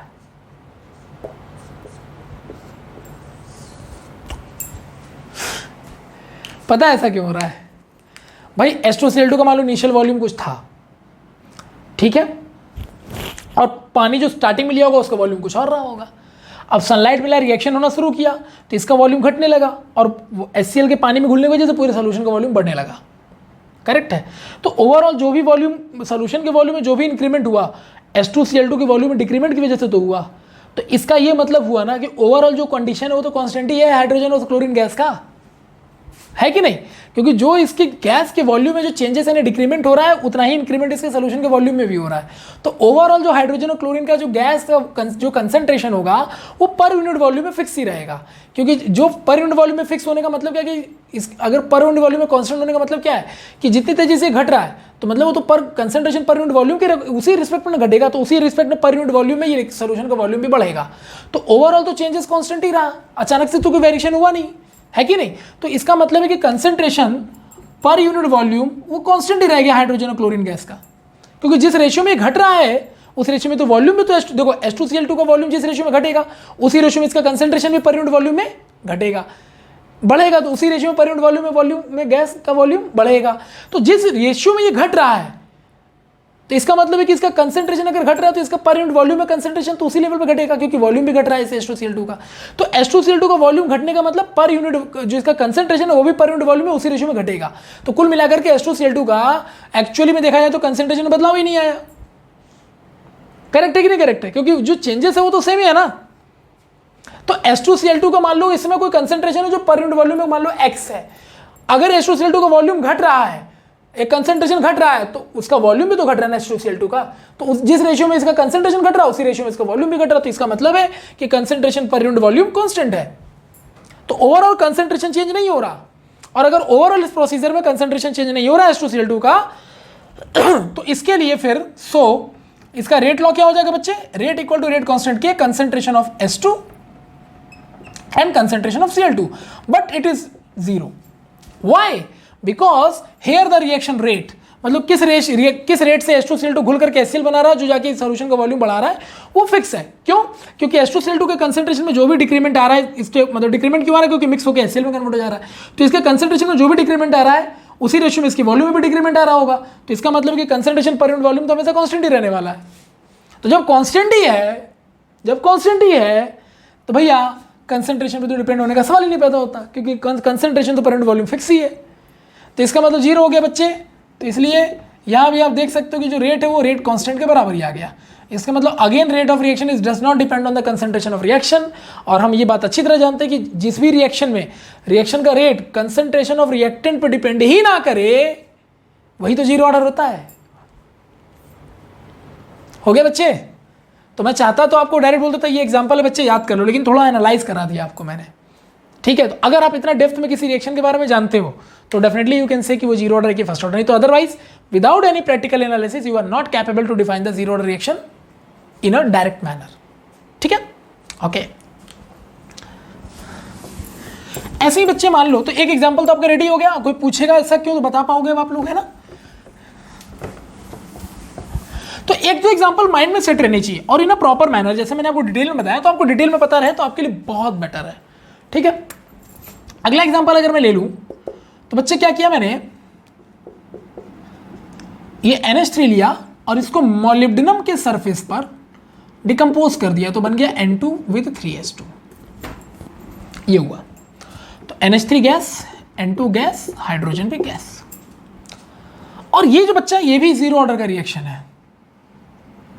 कौन सा ऑर्डर का रिएक्शन है? 0 ऑर्डर। ठीक है, ये भी 0 ऑर्डर का रिएक्शन है। सर आपको कैसे पता चला? मैंने बोला ना कि या तो प्रैक्टिकल असेसमेंट हुआ होगा। तो सर आप लैब गए थे, मान लो। ठीक है, अब मैं इसका डिटेलिंग थोड़ा कर देता हूं। देखो बच्चे, होता क्या है कि आप ये मोलिब्डेनम का सरफेस ले लिया। ठीक है, this is the molybdenum surface.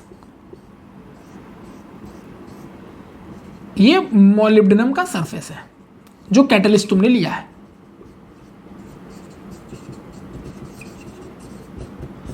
अब होता क्या है, आप इसमें डाल रहे हो अमोनिया गैस, वो डिसोसिएट करने के लिए। ठीक है, तो ये अमोनिया गैस ऐसे जाकर के इसके सरफेस पर इस तरह से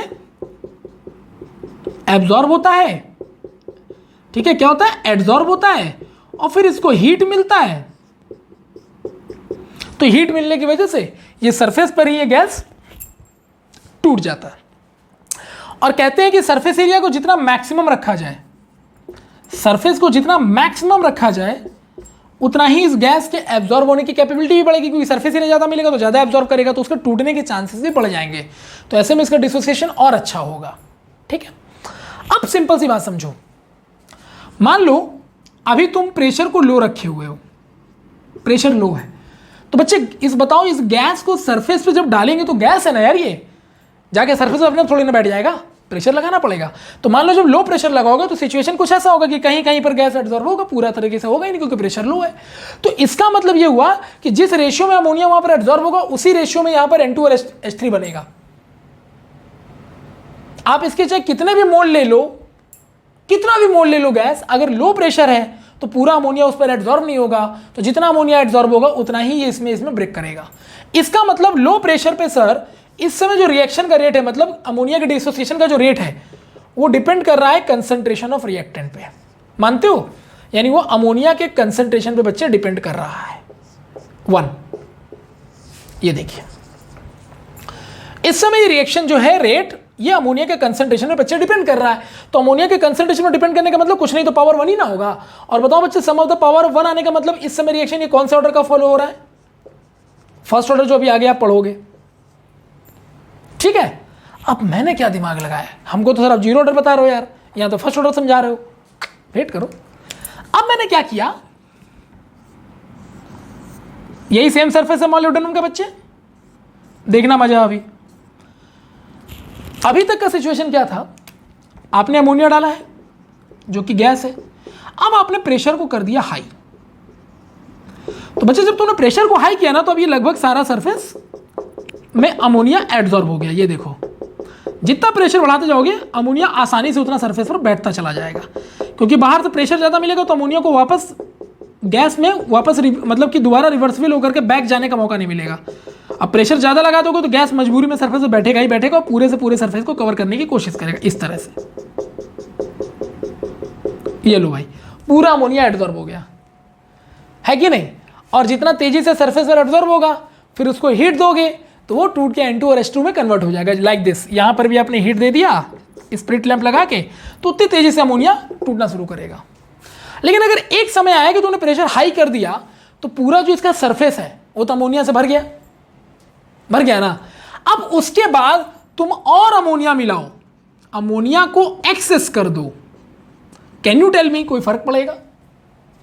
बोलो भाई, प्रेशर लो था तो पूरी तरह से घिरा नहीं था, तो जितना अमोनिया उसमें जाएगा उतना ही टूटेगा सरफेस पर, तो इसलिए अमोनिया पे डिपेंड कर रहा था। हमने प्रेशर हाई कर दिया तो मैक्सिमम से मैक्सिमम अमोनिया को जितना सरफेस में जगह मिला सब जगह एब्जॉर्ब हो गया, करेक्ट। अब हमने अमोनिया को एक्सेस कर दिया। अब आप मुझे बताओ बच्चे, अगर हम अमोनिया गैस को एक्सेस कर देंगे तो ऑलरेडी तो तुम्हारा सरफेस पूरा कवर्ड है ना यार, है ना, whole surface covered, whole surface already covered बच्चे। तो बच्चे जब होल सरफेस ऑलरेडी कवर्ड हो गया तो तुम अमोनिया कितना भी एक्सेस कर दो कोई फर्क पड़ेगा क्या? नहीं, क्योंकि ऑलरेडी पूरा सरफेस कवर हो चुका है। तो तुम उसको बढ़ा भी दोगे तो कहां से एब्जॉर्ब कर लेगा? सरफेस उतना ही बड़ा है ना यार। बात तो सही है सर। इसका मतलब एट दैट मोमेंट जब हाई प्रेशर और अमोनिया एक्सेस पर हो तो at that moment this reaction became zero order. Why? Because in this situation rate of reaction equal to rate constant and it is does not depend on the ammonia concentration, क्योंकि ammonia एक saturation point पे जा चुका है। क्योंकि अगर आप ammonia को एक्सेस डाल भी दोगे तो भी इसको कोई फर्क नहीं पड़ने वाला है, क्योंकि पूरा सरफेस कवर्ड हो चुका ऑलरेडी। तो सरफेस जब पूरा सरफेस में, देखो अमोनिया सरफेस में कब तक डिसोसिएट हो रहा है? जब तक सरफेस में पूरा कवर नहीं हो जा रहा है। तो जब तक लो प्रेशर था तब तक कवर नहीं हो पा रहा था पूरा, तो जितना अमोनिया डाल रहे थे उतना टूट रहा था, तो इस पर डिपेंड कर रहा था। हमने प्रेशर हाई किया, पूरा अमोनिया सरफेस को कवर कर लिया। अब अगर हम अमोनिया बढ़ा भी दें तो सरफेस ऑलरेडी कवर्ड हो चुका है, तो अब अमोनिया आएगा, जो आएगा वो बैठेगा कहाँ? जगह ही नहीं है। तो ऐसे में अमोनिया का कंसंट्रेशन बढ़ाने से भी कोई फायदा नहीं। इसका मतलब रेट ऑफ रिएक्शन जो है अब अमोनिया के कंसंट्रेशन डिपेंड नहीं करने वाला, क्योंकि अमोनिया कितना ही बढ़ा लो सरफेस ऑलरेडी कवर्ड है। Thus we can say the rate of reaction is does not depend on the ammonia concentration in this case, so this is zero order reaction। तो initial stage पर ये कौन सा order reaction था बच्चे? First order. But now after the some particular point it will become the zero order reaction. एक समय के बाद ये जीरो ऑर्डर रिएक्शन में कन्वर्ट हो गया। डन। सो याद रखिएगा, ऐसे पता है, तुम किसी से भी पूछना कौन से ऑर्डर का रिएक्शन है तो तुम पता है उसको, अगर ये बोल दोगे ना ये फर्स्ट ऑर्डर का है तो तुम पे हंसेगा, बोले जाके किताब में देखो जीरो ऑर्डर का लिखा हुआ है। तुम उसको समझा देना कायदे से कि हंसो नहीं। तो तुमने जो पूछा है बच्चे वो लो प्रेशर में पूछा है। जब प्रेशर हाई करेंगे तो सरफेस कवर हो जाएगा, तो फिर अमोनिया बढ़ाएंगे तो जाएगा कहाँ? तो फिर अमोनिया के कंसंट्रेशन डिपेंड कहाँ से कर रहा है? तो जीरो ऑर्डर तब ना हुआ। तो नॉर्मली कोई पूछे कि बताइए कौन सा ऑर्डर का रिएक्शन, तो आप बोलोगे फर्स्ट ऑर्डर का। कब? जब प्रेशर लो है। जब प्रेशर हाई करके बोलेगा तब it will become zero order. And what is the reason behind it? You know very well. अब इससे बेटर एक्सप्लेनेशन आप किसी से करवा नहीं सकते हो यार। आया मजा? That's it. तो आपके दो एग्जांपल्स भी रेडी हो गए, साथ में एनालिसिस भी मैंने पूरा डिटेल में किया। ठीक है बच्चे, तो यहां से एक आइडिया भी लगा, पता है क्या, कि यानी कि एक टाइम के बाद कोई चीज़ अगर एक्सेस हो जाती है ना तो उस पर फिर ज़्यादा ध्यान नहीं जाता लोगों का, और ना किसी को कोई घंटा फर्क पड़ता है। ठीक है, मतलब कहने का क्या, कहने का ये है बच्चे कि अगर किसी रिएक्शन में कोई एक पर्टिकुलर पार्ट अगर वो एक्सेस हो जाए तो उस पर ज़्यादा फर्क नहीं पड़ता। मतलब कहने का, यार आप आईटी का पेपर दे रहे हो, मैथ्स फिजिक्स केमिस्ट्री है, पता चला आपके मैथ्स में नंबर ज़बरदस्त आ गए, जेईई मेंस में मान लीजिए आपके 100 में से 90 मार्क्स आ गए। ठीक है, फिजिक्स मान लो केमिस्ट्री में तुम्हारे 100 में से 95 मार्क्स आ गए, और सपोज करो फिजिक्स में तुम्हारे 100 में से 1 मार्क्स आया। क्या लगता है आपको, आप आईटी क्वालिफाइड हो? नहीं। आपके बोर्ड एग्जाम में मैथ में, फिजिक्स में, हिंदी में, और आपका जो ऑप्शनल सब्जेक्ट है जो भी लेते हो आप, उसमें सब में डिस्टिंक्शन 75 प्लस, सब में डिस्टिंक्शन है 75 प्लस। केमिस्ट्री में तुम फेल हो गए, तो बताओ तुम पास माने जाओगे कि फेल माने जाओगे? ऑब्वियसली सर फेल माने जाएंगे। तो इसका मतलब ये हो गया कि केमिस्ट्री से फर्क पड़ा क्योंकि उसका मार्क्स कम था, जो ज्यादा था उससे कोई फर्क नहीं पड़ा। Am I clear? तो that we can say that कि कोई भी क्वांटिटी में, कोई किसी भी रिएक्शन में कोई चीज अगर एक्सेस क्वांटिटी में होती है तो रिएक्शन फिर उस पर डिपेंड नहीं करता, जो कम होता है वो मैटर करता है। और यही हम इंसानों का नेचर भी है कि हमारे पास मान लो ना कि कोई चीज़ बहुत ज़्यादा क्वांटिटी में अवेलेबल होती है तो हम उसकी कदर नहीं करते, और जो चीज़ नहीं होती है उसके पीछे भागते हैं। है कि नहीं? है कि नहीं? बताओ। करेक्ट। सो अगला एग्जाम्पल, ये बात याद रखिएगा, in any given reaction, in any given reaction, if a reactant in excess amount, if reactant in excess amount, वो मैंने अभी आपको प्रैक्टिकल बताया अभी, reaction in excess amount, then in this case याद रखिएगा, then rate of reaction is rate constant for zero order, वो concentration की पावर जीरो हो जाएगा। मतलब उस केस में रिएक्शन का रेट कंसंट्रेशन पे डिपेंड नहीं करेगा। कुछ भी एक्सेस कर दोगे तो उस पर कभी कोई चीज डिपेंड नहीं करती, याद रखिएगा हमेशा। कुछ भी तुम एक्सेस कर दो, इसलिए कहते हैं ना कि कोई भी चीज करो उसको एक्सेस मत करो। समझ में आ रही बात? ये देखा होगा अपने डेली लाइफ में, डायलॉग सुना होगा अपने फैमिली में भी, अपने टीचर से, सभी लोगों से सुना होगा कि देखो कोई भी चीज करना तो ठीक है लेकिन एक्सेस करना सही नहीं है। मजाक कर रहे हो तो एक्सेस मत करो, ठीक है? पढ़ाई कर रहे हो तो भी एक्सेस मत करो, खेलो तो भी एक्सेस मत करो। बात समझ रहे हो मेरी बात को? सो दिस इज द वे। तो याद रखिएगा किसी भी रिएक्शन में कोई चीज़ अगर एक्सेस हो जाता है ना तो फिर उसमें रिएक्शन का कंसंट्रेशन, रिएक्शन का रेट डिपेंड नहीं करता। फिर वो उस बात को ढूंढता है कि किसकी कमी रह गई। समझ रहे हो मेरी बात को? है ना? अब मान लो कि आप नीट का पेपर दे रहे हो, बायोलॉजी में जबरदस्त नंबर 360 में से मान लो 350, केमिस्ट्री में जबरदस्त नंबर 180 में से मान लो तुम्हारे 120, फिजिक्स में तुम्हारे 180 में से 5 नंबर, बेड़ा गर्क। तो किस पे डिपेंड कर रहा है तुम्हारा सिलेक्शन? बायो में, फिजिक्स में कि केमिस्ट्री पे? बायो पे, केमिस्ट्री पे, फिजिक्स पे? सर ऑब्वियसली फिजिक्स में नंबर कम हो गया सर इसलिए तो मेरा सिलेक्शन नहीं हुआ।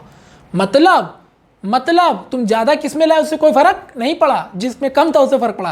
तो यानी हर जगह देखो प्रैक्टिकल लाइफ में कि कोई भी चीज़ अगर एक्सेस हो जाती है तो उसमें रिएक्शन का रेट डिपेंड नहीं करेगा, उसमें रिएक्शन का प्रोसीजर डिपेंड नहीं करेगा। ऑटोमेटिकली ऐसे रिएक्शन जीरो ऑर्डर कहलाएंगे, क्योंकि रिएक्टेंट पे कंसंट्रेशन पे डिपेंड ही नहीं करेगा तो रेट जीरो नहीं हो जाएगा, रेट कांस्टेंट नहीं हो जाएगा। ठीक है? जैसे एक एग्जांपल के तौर पे अगर हम इसका एग्जांपल ले लें, इस प्रोसीजर का एक एग्जांपल ले लें, तो जैसे मान लो बच्चे मैंने लिया CH3COO C2H5, ये ईस्टर है बच्चे, और ये वाटर ले लिया मैंने रिएक्शन कराया। तो बच्चे ये ईस्टर यहाँ से ब्रेक करेगा। एक्चुअली इसका मैं पूरा मैकेनिज्म बताऊंगा, ऑर्गेनिक में टेंशन मत लेने का।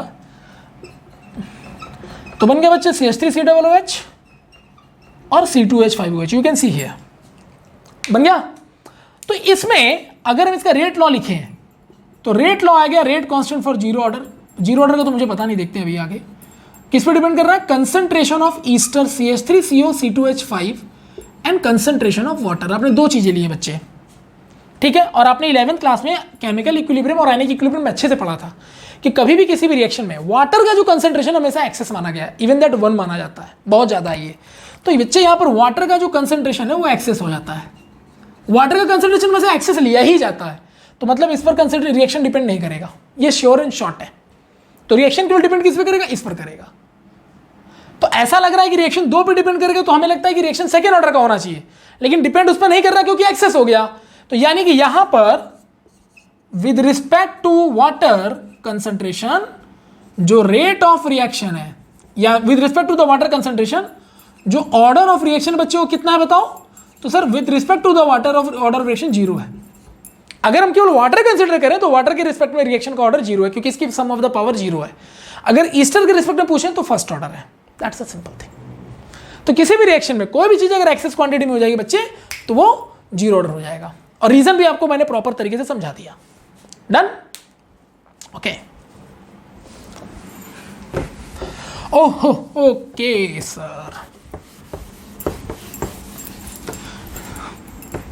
और तुमको एक और ट्रिक दूं, हमेशा याद रखना, किसी भी सरफेस पर, कोई भी मेटल के सरफेस, जैसे मोलिब्डेनम की सरफेस अमोनिया को डिकम्पोज किया, तो किसी भी सरफेस, मेटालिक सरफेस पर तुम किसी गैस को रखोगे ना तो जीरो ऑर्डर हो जाएगा, क्योंकि जब गैस को सरफेस पर डालोगे तो एक टाइम आएगा कि गैस पूरे सरफेस को कवर कर चुका होगा, और उसके बाद अगर तुम उसमें गैस मिलाओगे भी सरफेस पे तो उसको कोई फर्क नहीं पड़ेगा, लाइक अमोनिया। तो ये बात हमेशा याद रखना, एक बिल्कुल दिमाग में बैठा लो आज के बाद, है ना, कि gas on the surface of any metal, ठीक है बच्चे, और प्रेशर क्या होना चाहिए? हाई। हाई प्रेशर पे गैस पूरी तरह से सरफेस को कवर कर लेगा, तो उसके बाद अमोनिया कोई भी गैस डालोगे तो एक्सेस ही हो जाएगा, फिर वो रिएक्शन पार्टिसिपेट नहीं कर सकता। तो बच्चे अगर हाई प्रेशर पे किसी भी गैस को किसी भी मेटालिक सरफेस पे डाला जाए तो ऐसे बेसिक रिएक्शंस कौन से ऑर्डर के होंगे बच्चे? Zero order. एक क्राइटेरिया बना दिया मैंने परमानेंट। तो अगर मैं इसके बाद तुमसे एक एग्जांपल पूछूं, बताओ HI on surface of gold, बताओ बच्चे, अगर गोल्ड के सरफेस पर HI को डिकम्पोज किया जाए तो कौन से ऑर्डर का रिएक्शन है? और सर सरफेस पर है ना, हाई प्रेशर मारेंगे तो पूरा का पूरा HI गोल्ड के सरफेस को कवर कर लेगा, और उसके बाद अगर हम HI और मिलाते हैं तो उससे कोई फर्क नहीं पड़ेगा, तो HI एक्सेस हो जाएगा, तो एक्सेस होने पर उस पर कोई फर्क नहीं पड़ता, तो मतलब सर ये जीरो ऑर्डर का है। ये लीजिए परमानेंट सोल्यूशन दे दिया आपको। डन, मजा आया? नोट कर लीजिए।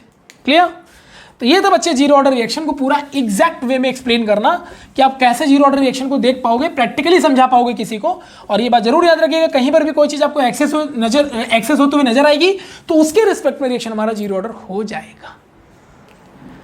हो गया? तो ये कुछ एग्जाम्पल है जो मैंने आपको बता दिया कि भैया रखना अपने पास। ये कभी नहीं कह रहा मैं कि नहीं ये याद कर लेना, कोई पूछेगा, कभी नहीं। आज तक ऐसा कोई पेपर में कोई क्वेश्चन, चाहे नीट हो, चाहे मेडिकल का पेपर हो, चाहे इंजीनियरिंग का हो, चाहे बीट सेट हो या केवीपीवाई हो, कि आपको कोई रिएक्शन दे देगा, 4 ऑप्शन दे देगा, बताओ this reactions belong to second order, first order? No, never. Some of the power जरूर देगा, तभी बताएगा, डाटा कुछ ना कुछ देगा, प्रैक्टिकल डाटा देगा, क्योंकि ऑर्डर रिएक्शन पूरी तरह से प्रैक्टिकल एनालिसिस पर डिपेंड करता है।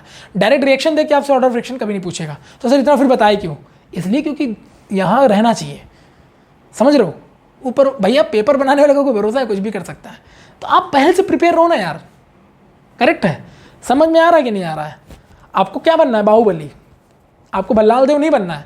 बल्लाल देव सिचुएशन के लिए प्रिपेयर नहीं था, बाहुबली प्रिपेयर था पहले से। समझ में आ गई बात? ठीक है। सो this is all about the बच्चे जीरो ऑर्डर रिएक्शन। तो दुनिया का कोई भी जीरो ऑर्डर रिएक्शन होगा तो कैसे बिहेव करता है, उसकी क्या सिचुएशंस होती हैं, है ना, उसका रेट कांस्टेंट कैसे निकालेंगे, अलग अलग टाइप के अगर जीरो ऑर्डर रिएक्शन है तो उनका रेट कांस्टेंट कैसे निकलेगा, है ना। फिर जीरो ऑर्डर रिएक्शन को आइडेंटिफाई करने का कुछ प्रैक्टिकल तरीके भी बताया आपको मैंने, हालांकि उसका कोई यूज आपको है नहीं, लेकिन फिर भी एक दिमाग में बस गया कि हाँ भैया ऐसा होगा तो जीरो ऑर्डर होगा। ठीक है। सो आई होप कि everything is clear about the zero order reaction to all of you. ठीक है। और यूनिट तो आपको निकालना आता, मैंने निकाल के भी दिखाया आपको। सो this is all about the बच्चे जीरो ऑर्डर रिएक्शन। ठीक है। सो ये था हमारा जीरो ऑर्डर रिएक्शन। और मैं ना इस केमिकल काइनेटिक्स के चैप्टर में हर एक चीज़ को बिल्कुल डिटेल में लेके जाऊंगा, तो इसीलिए इसके लेक्चर थोड़े से ज़्यादा हो सकते हैं। हो सकता है कि 7, 8 या 10 लेक्चर में ये कंप्लीट हो, क्योंकि इसमें न्यूमेरिकल भी कराना होता है हर सेक्शन के बाद। तो ओवरऑल मैंने आज ये पूरा जो क्लास लिया आपका पूरा जीरो ऑर्डर रिएक्शन को एक्सप्लेन करने में ले लिया। ऐसे ही अगली क्लास में फर्स्ट ऑर्डर और सेकंड ऑर्डर को एक्सप्लेन करूंगा।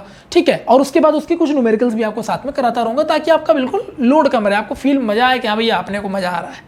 ठीक है ना। So this is all about the zero order reaction for the today's class. So बच्चे ये था हमारा आधार लेक्चर नंबर 3।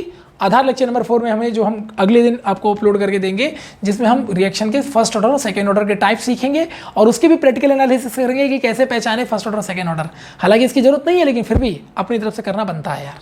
ठीक है। अगर अपने को कुछ ज़्यादा आता है तो इसमें नुकसान क्या है, अपन तो और लोगों से अच्छे माने जाएंगे ना फिर तो।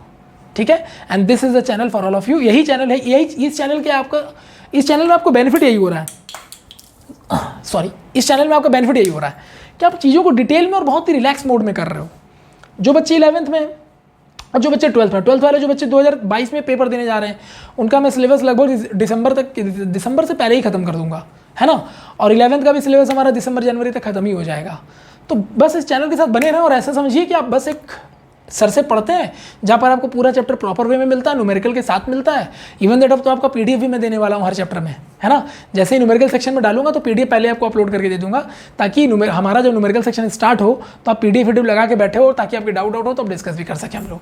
अब हम कुछ दिनों में लाइव भी आने वाले हैं आपके साथ। ठीक है। लाइव का टाइमिंग फिक्स है, रात को 10 से लेकर के 12 बजे के बीच में ही लाइव होगा, या मैक्सिमम टू मैक्सिमम आप ऐसे मान लीजिए कि रात को 9 बजे से लेकर 12 बजे के बीच में लाइव होगा। तो जब भी मैं लाइव आऊँगा, कभी भी आप सर्च करिएगा तो लाइव में 9 से 12 के बीच में ही आपको मिलूंगा। हालांकि मैं उसको एक दिन पहले आपको इन्फॉर्म भी कर दूंगा कि मैं लाइव कब आ रहा हूँ।